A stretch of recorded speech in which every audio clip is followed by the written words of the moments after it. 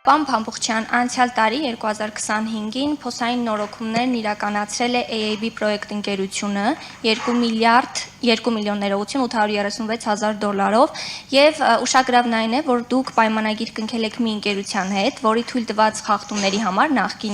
նախկինում արված խախտումների համար քրեական գործ էր հարուցվել եւ հիմա Երևանի քաղաքապետարանում չգիտեն թե ինչպես պետք է պարզեն, արդյոք այդ ընկերության արած փոստանորոգման աշխատանքները որակով են թե անորակ, խնդրում եմ ասեք, ցանկություն չունեք պարզելու, թե պարզապես մեխանիզմներ չկան պարզելու համար եւ ինչու այդ ընկերությունը, այս 5 ընկերությունները, որոնք ներկայում իրականացնում են փոստանորոգման աշխատանքներ, չկա այդ ընկերությունը այդ 5 ընկերությունների ցանկում։ Եվ խնդրում եմ ասեք, ինչու եք տենդերները հայտարարում բիտումային էմուլսիայով, ոչ թե հենց բիտումով, որ ավելի որակով լինեն։ Շնորհակալ եմ։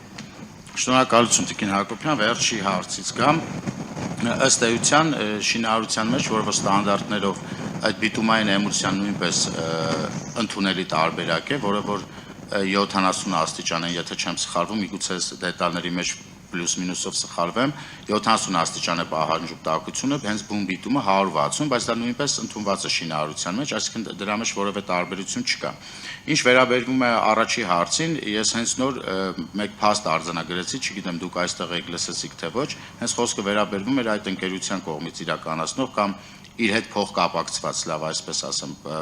փոխկապակցված ընկերության հետ էր կապված խնդիրը, դա Վարդանանց փողոցը, որը որ ես նշեցի, մենք նկատել ենք այդ խնդիրը եւ շատ մոտ օրերս այդ խնդիրը պետք է ստանա պատշաճ լուծում, այսինքն առանց բիտումի իրականացված աշխատանքը կքանդվի ամբողջությամբ այդ փոսալցումը, իդեպ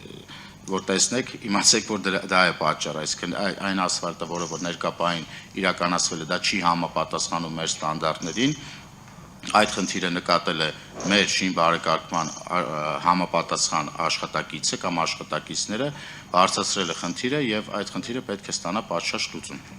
Պարոն Փամփուխչյան, գուցե անցյալ տարի էլ են առանց բիտում իրականացրել, ինչու պատշաճ վերահսկողություն չի իրականացվում, օրինակ ինչու շինբարեկարգման վարչությունը չի հսկում այդ կատարված աշխատանքները, ինչպես նաեւ երաշխիքի պայմանագիրն դեռ ուժի մեջ է մինչեւ 26-ի ամառ։ Այո, երաշխիքի պայմանագրերը ուժի մեջ են, երաշխիքային պարտավորությունները նույնպես կկատարեն եւ ես դες պատասխանատու հայտարարում եմ, որ մենք չունենք 5 կազմակերպություն կլինի շահողը թե 7 կամ թե 1, մենք չունենք որևէ միտում նկատելու դեպքում մենք իրականացնում ենք մեր լիազորությունները, որը որ մեզ վերապահված է եւ բոլոր շինարարները այդ մասին տեղյակ են, գիտեն, որ մենք որևէ միտում չունենք որևէ խախտում տեսնել կամ չտեսնելու հետ կապված։ Մենք բոլոր խախտումները ցանկանում ենք տեսնել, այդ թվում ձեր միջոցով։ Շնորհակալություն։ Իսկ այդ 5 ընկերությունների համար